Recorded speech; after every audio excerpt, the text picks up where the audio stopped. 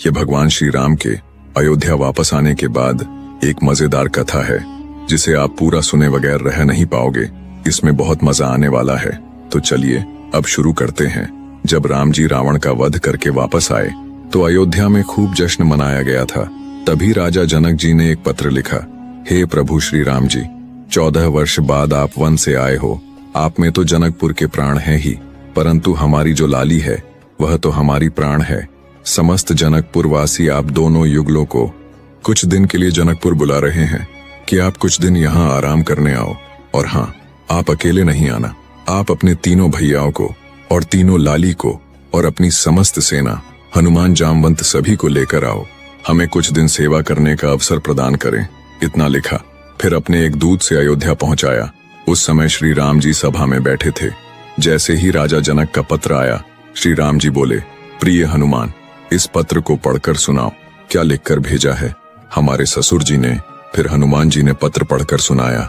हे प्रभु श्री राम, आपको और पूरी सेना को और तीनों मैया को और तीनों भैयाओं को महाराज जनक जी अपने यहाँ बुला रहे हैं। बोले आकर कुछ दिन आराम करो यहाँ। ये सुनकर सभी बंदर उछलने लगे, सभी आपस में बातें करने लगे। जय हो राजा जनक की। अब हम सब जाएंगे, बढ़िया आराम करेंगे और खूब अपने शरीर की सेवा कराएंगे।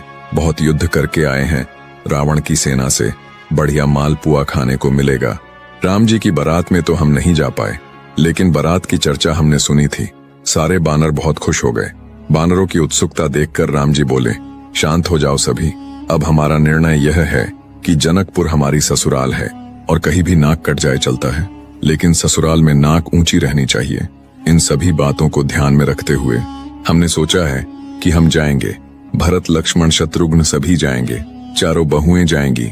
कुछ वरिष्ठ लोग जैसे जामवंत जी, हनुमान जी और अंगद जी जाएंगे। बाकी सभी बानरों से निवेदन है कि आप सभी यही सरयू नदी के तट पर रहो, यही खेलो, आप लोग नहीं चलो। ये सुन वानर सभी उदास हो गए। बोले, हम क्यों नहीं चले? आप लोगों का स्वभाव ऐसा ही है, किसी से भी छीन कर खा जाते हो, कहीं पर भी मल मूत्र त्याग देते हो, कहीं भी उछल कूद करते हो, डाले तोड़ देते हो, वन उजाड़ देते हो। जनकपुर हमारी ससुराल है। अगर हमारे सामने किसी ने कह दिया कि देखो वो वन वानरों ने उजाड़ दिया, बोलेंगे वानर किसके हैं? सभी कहेंगे राम जी के। हमें तो फिर बहुत बुरा लगेगा, लेकिन आप लोगों का यही स्वभाव है। और यहाँ अयोध्या में कितना भी करो, यहाँ तो अपने ही लोग हैं, सुधार भी देंगे। वो ससुराल है, वहाँ संकोच हो जाएगा। बानर सभी नीचे मुंह करके बैठ गए। अगला भाग जल्द ही आएगा। एक बार जय श्री राम जरूर लिखते जाना।